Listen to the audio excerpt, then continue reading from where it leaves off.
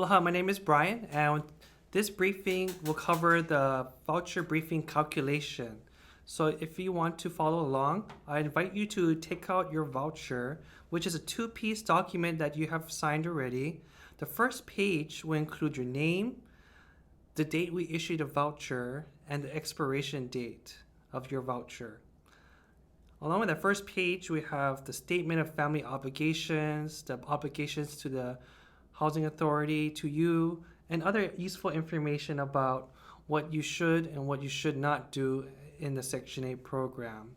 The second page will include your personalized voucher budget, which will be different for each household in the program because it is a tailored, personalized, and very different from each family to another family because different families have different incomes, different family sizes. So it's important to know that your voucher cannot be compared to another voucher.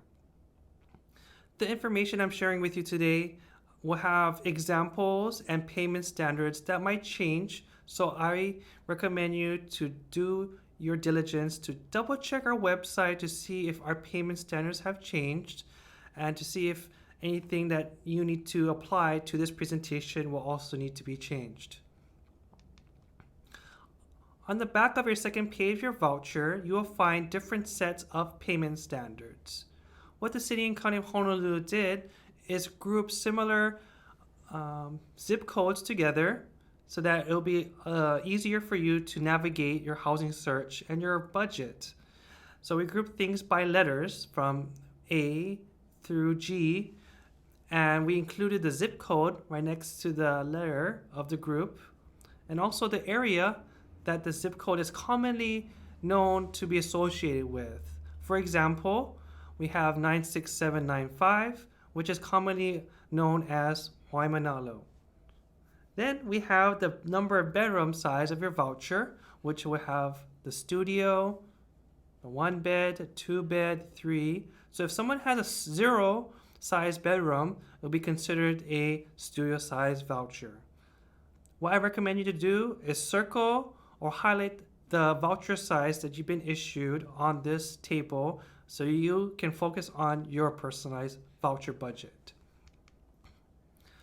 The reason we have different groups and payment standards is because our housing authority is participating in a policy called the Small Area Fair Market Rent.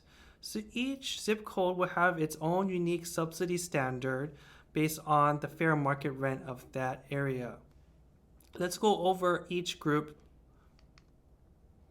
Group A will include 96795 Waimanalo.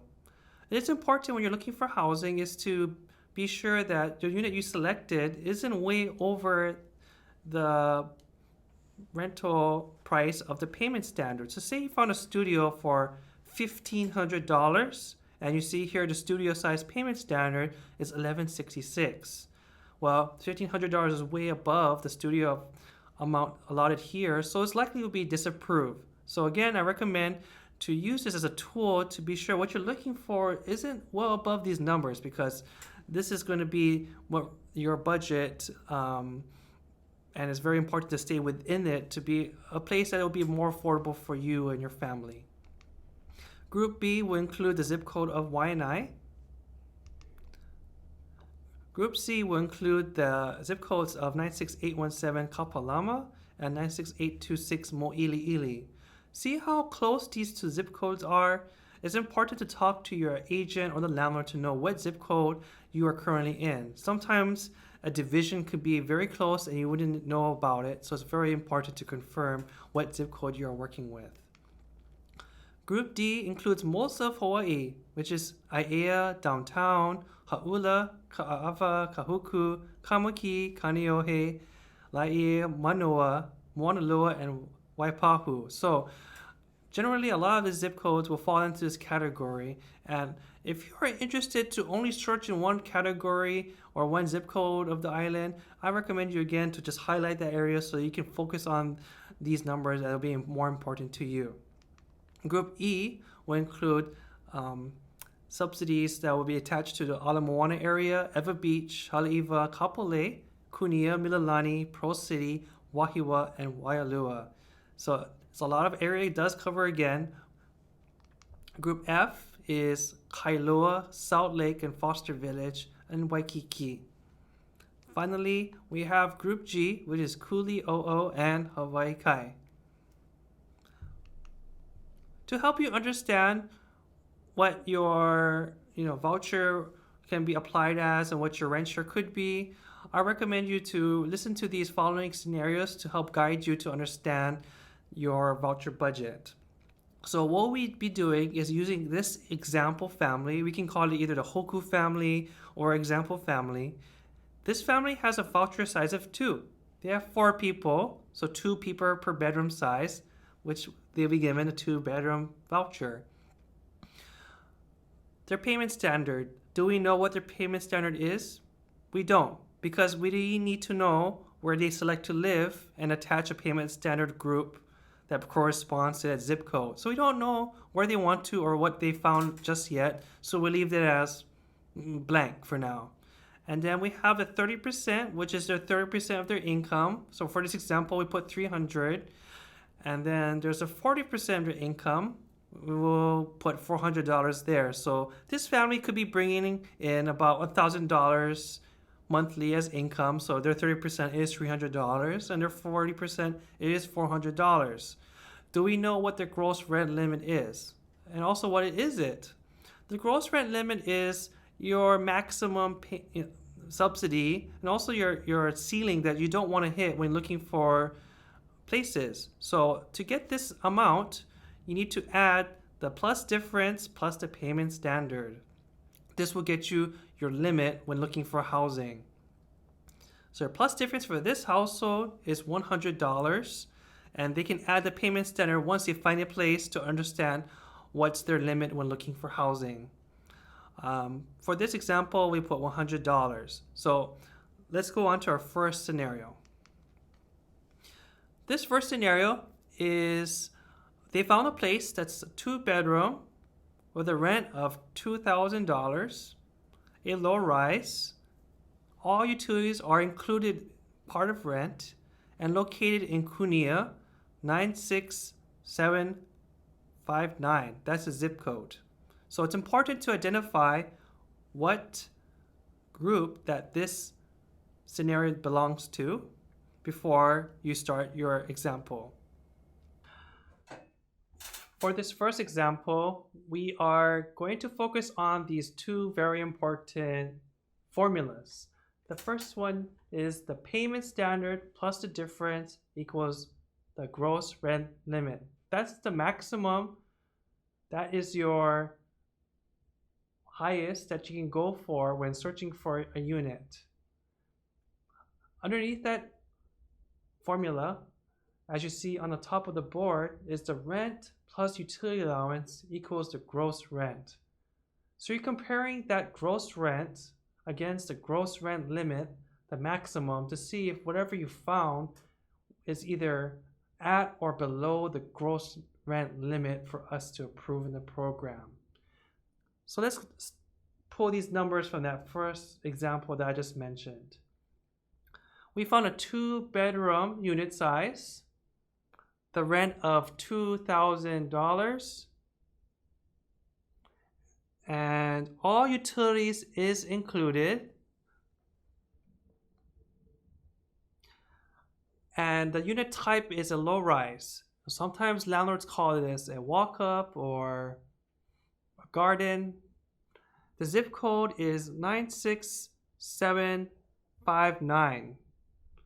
So let's take a look and see what group that belongs to. Is 96759, and that would be group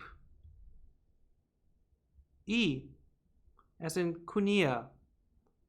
So the 2-bedroom group E, Kunia, is 2286. Using the formula I just mentioned, the payment standard plus difference will equal to my maximum. Let's get that 2286 plus the difference of 100 will equal my limit. which would be $23.86. Now, let's find out what our gross rent limit is to see if it's within that limit or lower. The rent is $2,000, and we will add the utility allowance. Utility allowance is only provided if there's any tenant responsible utilities like electricity, water, or sewer. But everything's included in this rent, so we'll add a 0 there. So the rent plus utility allowance will equal $2,000. Okay, of course, this is all an example to help you understand your rent share. So since the gross rent is below the gross rent limit of $23.86, good. Section 8 will approve this rental. But is it also below the payment standard of $22.86? Yes, that is also true. Below that as well. So since it's below the payment standard, you'll be paying 30% of your income towards rent. So remember, Hoku family, their 30% is $300. Let's add that right there. And minus the utility allowance of 0, then this family will be paying $300 for their tenant rent share. This concludes the first scenario of our example.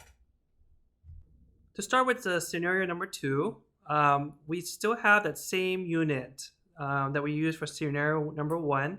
So we have the 2-bedroom unit with the rent of $2,000. And the type of the unit is still low rise. And the zip code is 96759, located in Kunia, with a payment standard of $22.86. But this scenario would have all utilities not included in rent. So the tenant is responsible to pay for electricity, water, and sewer. So let's go through the formulas to see if this household can afford this rental. The payment standard is still $22.86, so let's add that to the difference of $100 to get their gross rent limit. This is their limit when looking for places in this zip code.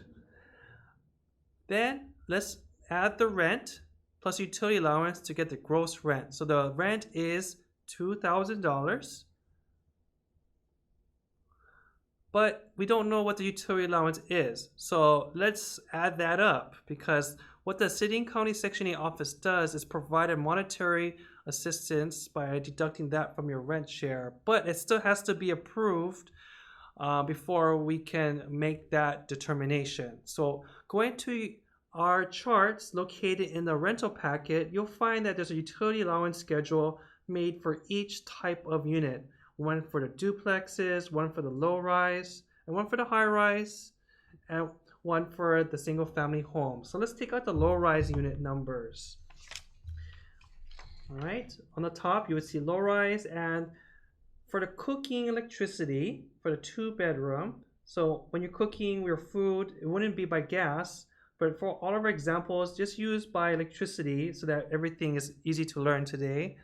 Sometimes you might have gas though, if by Hawaii Gas, but let's just do everything by electricity. So electricity, 2-bedroom, low rise, cooking electric is $28. Underneath that, you have other electricity, which would power your TV to your ceiling lights, your ceiling fan.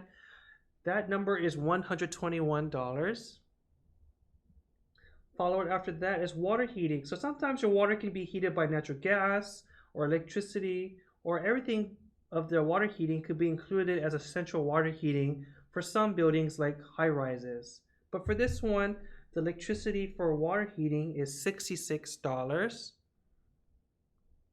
Then we have the water and sewer. So the water is $73 and the sewer is $101. So what we need to do is add all those utility allowances together to form what your total utility allowance amount is. In this case, it will be $389, $389. Okay, so let's go back to that formula earlier to determine the gross rent. So rent plus utility allowance equals my gross rent. So rent 2,000 plus the 389 will equal 2,389. Does that go over the gross rent limit? Unfortunately, it does. So what the Section 8 office would do is not approve that rental. Even if it's $1 over, we'll unfortunately say, I'm sorry, it's above what your rent limit is. So what we need to do next is either talk to your landlord to see if they're able to lower the rent share, or you might have to find a different place to rent to because this one would not be approvable for your rent. Let's talk about the next example where we can change things up and see if it will be approvable for the program. Group scenario 3 is a 2-bedroom, $2,000 low rise. So it's the same place we've been using for scenario 1 and 2, but what the landlord did is included the water and sewer. So the only thing is not included in this place is the electricity. Still located in Cunha as 96759. So from our first example, everything was included. The next example, nothing was included. But this third example here has just no electricity included, but the water and sewer is. Okay, for the third example, we'll have the same 2-bedroom for the rent of $2,000. It is a low-rise unit, but instead of everything not included in rent, the landlord will agree to including the water and sewer. So the only thing that's not included is electricity. Electricity is not included in part of the rent. And the zip code is 96759. And the payment standard is still the same of $22.86. Let's get that gross rent limit again. Payment standard $22.86 plus the difference from this Hoku family is $100, making it $23.86. The rent is $2,000. And then we need to add a utility allowance. But since the utilities changed a bit, I'm sure that utility allowance probably changed as well. So let's go back, and the cooking electricity is $28. The other electricity is $121. And the water heating is $66. Since the water and sewer is included in rent, do we still need to add numbers there? No, we do not. So we'll put some zeros there. And you may have noticed there's a range and fridge over there. That's only if the stove, the range, or the fridge is not supplied by the landlord and the tenant has to supply that. But for all my examples today, it will be all included in the rent. All right, so let's calculate what the utility allowance is. With those three numbers, it will equate to $215. So the rent, $2,000 plus utility allowance of $215 would be $2215. Okay, does this gross rent meet or exceed the gross rent limit? Well, actually it's below it, so that's really good. It will be passable for Section 8. How about the payment standard? Did the gross rent meet the payment standard? Oh, it's actually below it, so that's a good thing. The family's going to pay an affordable amount of 30% of their income towards rent. So again, the family can go up to the gross rent limit, but if they choose to find units that's pretty affordable within their payment standard, they will pay 30% instead. So let's go over what they will actually pay out of pocket. Their 30% is $300. Do we stop there? No. Actually, this time, since there's utilities not included part of the rent, electricity, we're going to minus that from the tenant rent share. So $300 was the tenant rent share, and we're going to minus $215 from that to bring in a total of $85. That will be the tenant's portion to the landlord, but they'll still be responsible to pay for their electricity bill once it comes in. Hopefully, that $215 will match that electricity bill. These utility numbers that we have here is based on conservative use, but sometimes are really great at staying green and not using too much utilities. Then it may be to your benefit where you're not spending so much electricity. Our fourth example is they found a different place. So no more than a 2-bedroom. They found a 3-bedroom single family home with a rent of $24.52. A single family home can be like the picture is shown here, and there's no electricity included, but water and sewer is included. It's located in Salt Lake with a zip code of 96818. For this example, for scenario 4, the Hoku family has found a 3-bedroom unit. This is of course bigger than a 2-bedroom voucher size, but as we mentioned earlier, families can rent to a unit larger than their bedroom size as long as it fits within their voucher budget limit. So let's try this one so that you can understand how it may work. So this is a 3-bedroom with a rent of $24.52, and this is a single family home with no electricity included, but water and sewer is included, with a zip code of 96818. So the group for that one, 96818, would be group F. Would we use the 3-bedroom voucher or the 2-bedroom payment standard voucher for this unit? 2-bedroom or the 3-bedroom payment standard? Well, we have to follow the rule of the smaller of the two. So in this case, 2 is smaller than 3. We're going to use a 2-bedroom payment standard, which is what the Hoku family is holding right now, the 2-bedroom voucher. So the 2-bedroom payment standard is $25.92. All right, let's plug those numbers in. The payment standard is $25.92 plus the difference of $100 is $26.92. Then let's find out the gross rent. So the rent is $24.52 plus the utility allowance, but we need to figure out what the utility allowance will be. So going back to the utility allowance area, cooking electric, since all of our examples have electricity for all utilities, cooking electric will be $28. Other electricity will be $146. And $66 will be for water heating, electricity. Do we add something for water and sewer? No. We're going to put 0 right there, and the stove and fridge is already included in rent. So the total of those 3 numbers will be $240. Let's add that to the rent. $24.52 plus $240 will be what amount?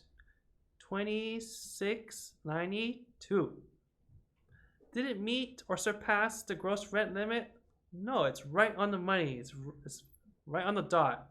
If it was $1 over, we would have said it would not be approvable for the program. But fortunately, it does work like a glove on this one. So what will we do is determine the rent share. Since it's over the payment standard, we need to know how much over the payment standard is to see what their rent share would be, because anything above the payment standard, the family has to pay out of pocket for up to 40% of their income towards rent. So let's take that gross rent limit of $26.92 and write it there on the side, and minus the payment standard of $25.92. That should total out to $100. That's how much out of pocket the family has to pay additional to the 30% when selecting the unit like this. Let's add $300 to that $100. That will come out to $400 as their final rent share. But are we done here yet? No. Remember we have that formula we had earlier, tenant share minus utility allowance. Let's still do that because the family still has to pay electricity as separate from the rent. So $400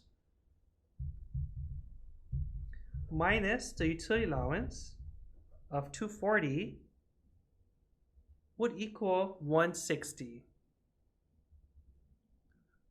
All right, so even though the family should have paid $400 for rent, since they have electricity now in part of the rent, we have lowered their rent to $160 as their final rent.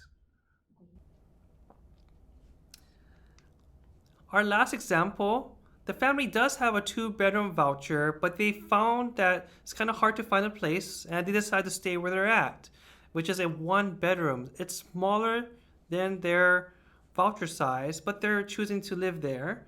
The rent is $14.50.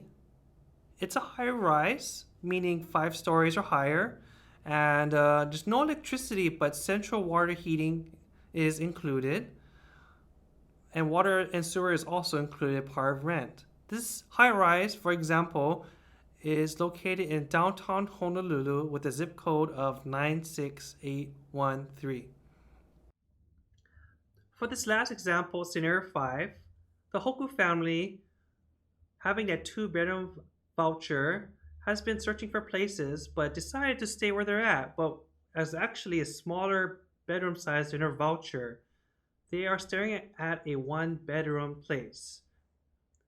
It is allowed in the Section 8 program to rent 2 units smaller than their bedroom size, provided it still meets their gross rent limit and the family size is not overhoused in that unit size. So let's use this example, scenario 5. They found that 1-bedroom unit over the rent of $14.50, and it's a high rise, meaning it's like 5 stories or higher. And this place has no electricity included, but central water heating is included. So some high rises have central water heating included in rent. So that's a good thing to point out in this example. Water and sewer is included and is located in downtown Honolulu in 96813. So 96813 is Group D. The family has a 2-bedroom voucher. Would they use the 1-bedroom payment standard or the 2-bedroom payment standard?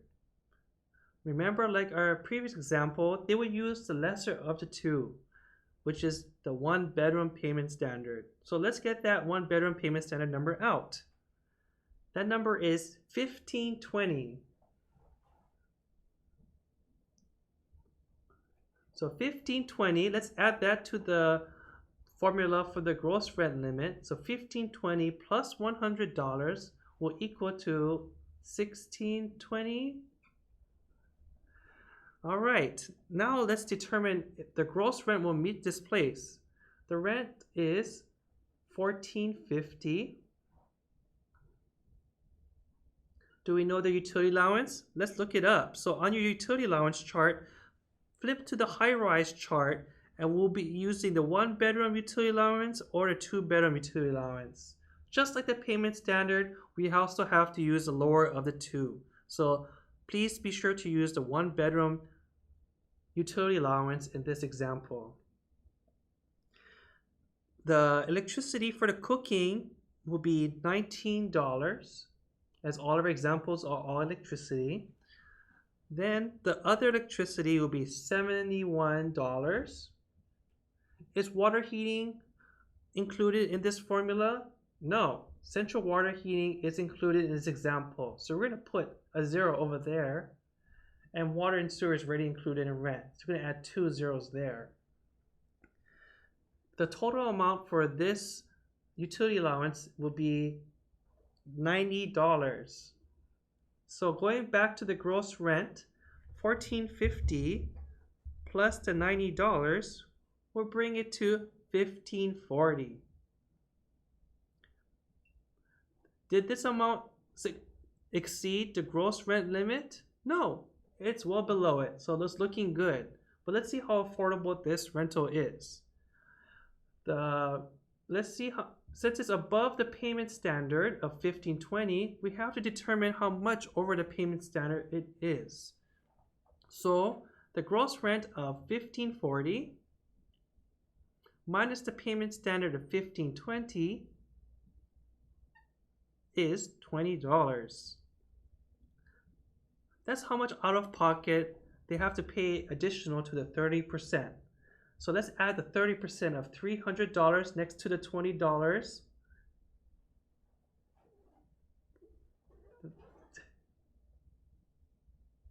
Will be $320. All right, now let's see how that utility allowance helps this family. Let's add the tenant share of $320 minus the utility allowance of $90, which brings them to a final rent share of $230. So as you can see, some families can rent unit sizes bigger than their voucher size, and also families can exercise renting units smaller than their voucher size as well.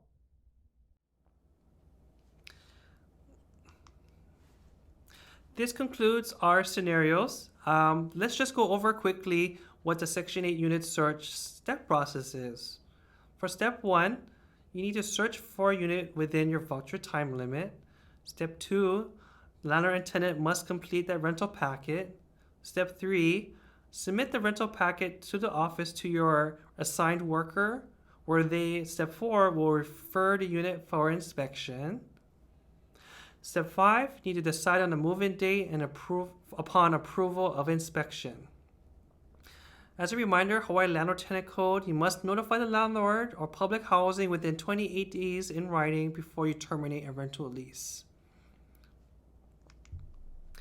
Remember, the location, the zip code of the unit you choose will determine what group of payment standards to apply.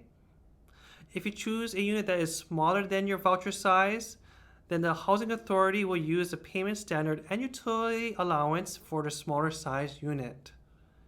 You can choose a unit that is larger than your voucher size if it fits within the budget.